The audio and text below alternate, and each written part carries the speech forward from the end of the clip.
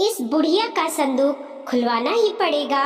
माँ जी, हम चारों और हमारे बच्चे बाहर घूमने जा रहे हैं और बाहर से ही खाना भी खा कर आएंगे। रात को आने में देर हो जाएगी तो आप सो जाइएगा।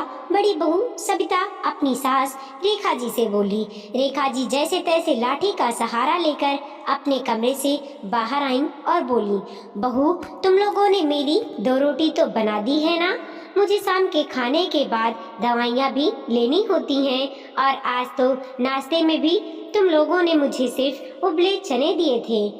इतने में छोटी बहू नीलमा बोली, माँ जी आप तो चाहती ही नहीं कि हम बाहर घूमने जाएं। भला घूमने जाने के दिन कौन रसोई में जाता है? रसोई में खाना ही बनाना होता तो हम लोग घूमने का क्यों प्लान करते? इतना ही खाने पीने का शौक है तो आप अपना खाना खुद से बना लीजिए, कम से कम हमें भी तो थोड़े दिन आराम मिलेगा। रेखा जी बोली, बहू तुम अच्छे से जानती हो मैं तो लाठी के सहारे रसोई तक भी जैसे तैसे आ पाती हूँ। खाना बनाने तो मेरे लिए असंभव है, बस मेरे लिए 2 रोटी ही तो मांगती हूँ, वह भी तुम लोगों को भारी पड़ती है। सविता बोली, माँ जी आपके 2 रोटी के चक्कर में भी आटा गूंथना होता है और फिर रोटी बनाना और फिर साथ में दाल या सब्जी बनाना, काम तो बढ़ ही जाता है। आपके लिए बोलना बड़ा आसान है, सिर्फ मेरे लिए 2 रोटी बनाना मगर जो बनाता है वही जानता है। नीलिमा अपनी भाभी से बोली, भाभी हम क्यों इनसे बहस करके अपने घूमने का मूड बिगाड़े? अब इनके मुंह क्या लगना, वैसे भी यह पहली बार तो हो नहीं रहा।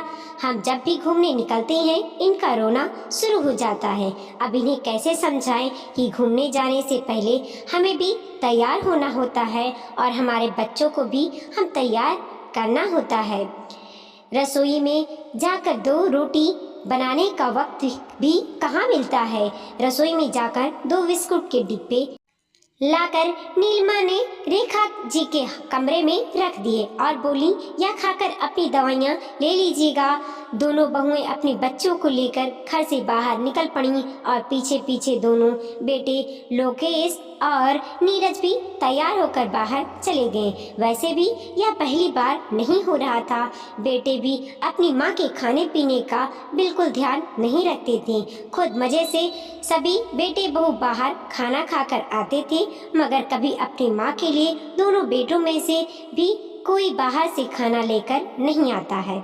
सच ही कहा है किसी ने, बेटों के अपने परिवार बढ़ने के बाद वो लोग अपनी जन्मदाता को भी भूल जाते हैं। रेखा जी धीरे धीरे लाठी के सहारे से अपने कमरे में वापस आकर अपनी छोटी सी खाट पर बैठ गईं और अपने पति राजमल जी की तस्वीर देखकर उनकी आंखें भर आईं।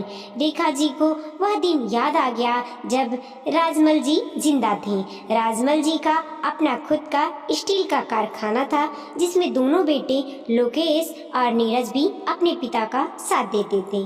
राजमल जी जब तक जिंदा थे बेटे बहू उनकी और रेखा जी की बहुत सेवा करते थे। राजमल जी का घर में बोला बाला था और रेखा जी भी तो घर के कामों में बहुओं की मदद कर दिया करती थी। मगर राजमल जी के निधन के बाद रेखा जी एक रोज बाथरूम में फिसल गईं, जिस वजह से उनकी रीढ़ की हड्डी में चोट आ गई और ऑपरेशन होने के बावजूद भी बिना लाठी के सहारे उनका चलना मुश्किल हो गया और वह तब से घर में अपने कमरे तक ही सीमित रह गई थीं। बहुएं उनका खाना भी उनके कमरे में पहुंचा देती थीं। पूरा दिन एक ही कमरे में पड़े रहने के कारण रेखा जी बहुत बार ऊब जाती थीं। बेटे बहू हर रविवार घूमने निकल पड़ते। अपनी माँ के बारे में किसी को भी ख्याल नहीं आता। एक रोज जब सविता रेखा जी को खाना देने उनके कमरे में पहुंची, वहाँ बॉल से खेल रहा था सोनू।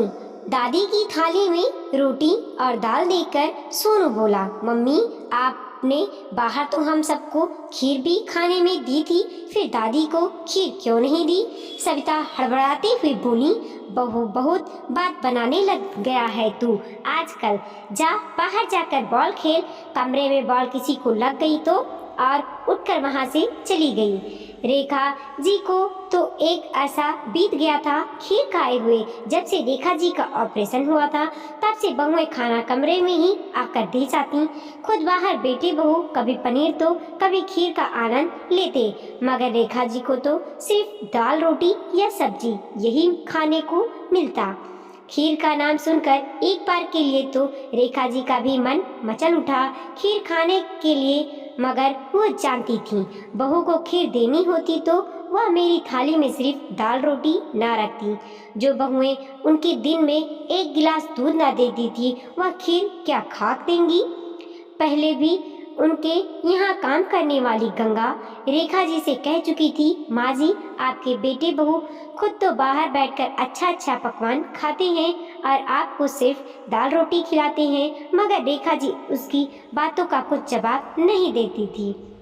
अब अपने ही घर के सिक्के खोटे हों तो बेचारी बूढ़ी विधवा माँ किससे कहे। शाम को रेखा जी की भांजी मोनिका उनके घर आई। मोनिका रेखा जी के भाई की बेटी थी, मगर मोनिका को रेखा जी अपनी बेटी की तरह प्यार करती थी।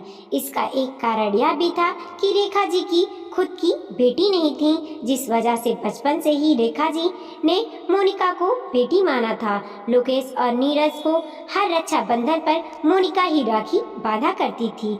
मोनिका जब छोटी थी रेखा जी कहा करती थी, तेरी शादी तक अगर मैं जिंदा रही तो तेरी शादी के लिए गहने जरूर बनवाऊंगी, मगर अब रेखा जी के वह सारे सपने अधूरे रह गए थे। मोनिका को भी अपनी बुआ के प्रति खास लगाव था। उसे जब पता चला कि भैया भाभी घूमने गए हैं और बुआ का खाना नहीं बनाकर गए हैं तो वह बोली, बुआ आज हमने घर में खीर पूरी बनाई है, मैं आपके लिए अभी खाना लेकर आती हूँ। थोड़ी देर में मोनिका बुआ के लिए खीर पूरी लेकर आई। खीर खाकर रेखा जी को ऐसा लगा मानो बरसों बाद उनकी कोई अतृप्त इच्छा को किसी ने आज पूरा कर दिया हो। वो बोली, मोनिका आज खाना खाकर मन तृप्त हो गया बेटा, मैं तेरे फूफा जी के लिए ऐसे ही खीर पूरी बनाया करती थी। तेरे फूफा जी जानते थे मुझे खीर पूरी बहुत पसंद है, इसीलिए हफ्ते में एक बार मुझसे खीर पूरी जरूर बनवाते थे। खीर खाकर वो मोनिका की पलाइयाँ लेने लगी। इतने में बेटे बहू भी घूमकर वापस आ जाते हैं। रेखा जी के कमरे से आवाज आता देख दोनों बहुएं उनके कमरे में जाती हैं और देखती हैं कि मोनिका उनके लिए खीर पूरी लेकर आई हैं और रेखा जी उसकी बलाइयाँ ले रही हैं। कमरे से निकलकर नीलिमा बोलती है, देखा भाभी, इस बुढ़िया ने जरूर मोनिका को बताया होगा कि हम सब घर में खीर खाते हैं और इन्हें खीर नहीं खिलाते, तभी तो उनकी लाडली भांजी उनके लिए खीर पूरी लेकर आई है। सविता बोली, हाँ छोटी, लगता है यह बुढ़िया हमें बदनाम करके ही दम लेगी। दूसरे ही दिन दोनों बहुओं ने एक साथ रेखा जी पर ताने का पहरा कर दिया और कहने लगी, माँ जी इस घर में रहना हो तो घर की बातें घर तक ही रखा कीजिए, आप तो बिरादरी में हमारी नाक कटवाने पर तुली हैं। रेखा जी बेचारी बार बार कहती रही कि वो घर की बातें कभी बाहर नहीं बताती हैं, मगर दोनों बहुओं ने उन पर बिल्कुल विश्वास नहीं किया और रेखा जी को उल्लाहना देती रहीं। आखिरकार वह दिन भी आ गया जब दोनों भाइयों ने सारी प्रॉपर्टी के बंटवारे की सोची। गांव में ही रह रहे अपने कुछ रिश्तेदारों को बुलाया। दोनों भाइयों ने जमीन जायदाद और सारी प्रॉपर्टी का बंटवारा कर लिया। रेखा जी एक एक महीने दोनों भाइयों के घर रहेंगी या तय हुआ। सारे बंटवारे के बाद भी सविता और नीलिमा मन को संतुष्टि नहीं थी, क्योंकि उनकी नजर रेखा जी के कमरे में रखे उस संदूक पर थी जिसे रेखा जी ने कभी बहुओं के सामने खोला नहीं था।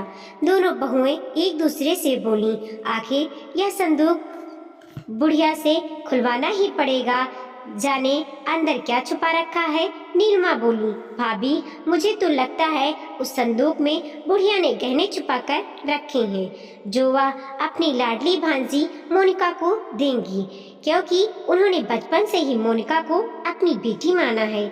सविता बोली, हम दोनों के होते हुए भला वह गहने मोनिका को क्यों दिए जाएंगे?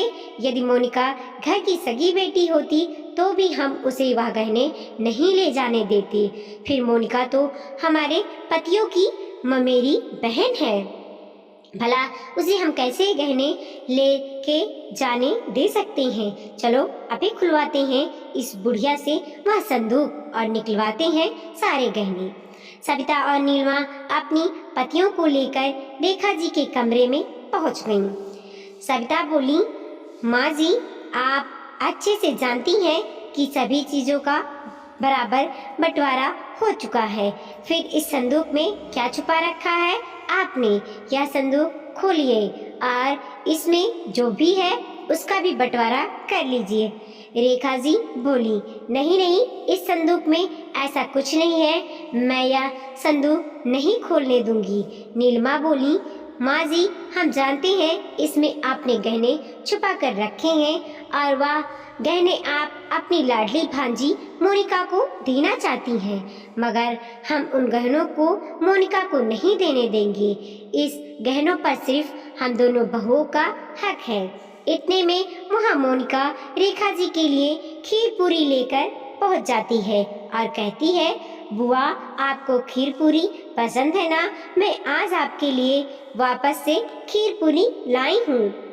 नीलिमा मोनिका को देखते ही कहती है, लो, शैतान का नाम लिया और शैतान हाजिर। मोनिका बोली, भाभी, मैं कुछ समझी नहीं। नीलिमा बोली, तुम क्या समझती हो?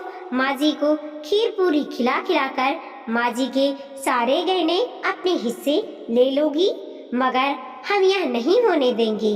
रेखा जी बोली, तुम लोग बेचारी इस बच्ची से क्यों ऐसा बर्ताव कर रही हो?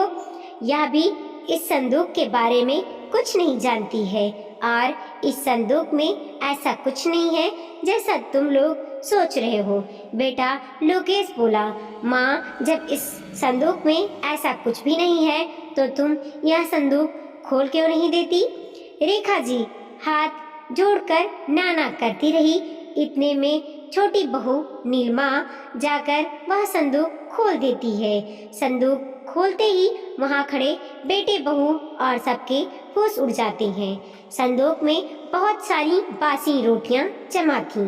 मोनिका यह नजारा देखकर बोलती है, बुआ, यह सब क्या है? संदूक में इतनी सारी बासी रोटियां।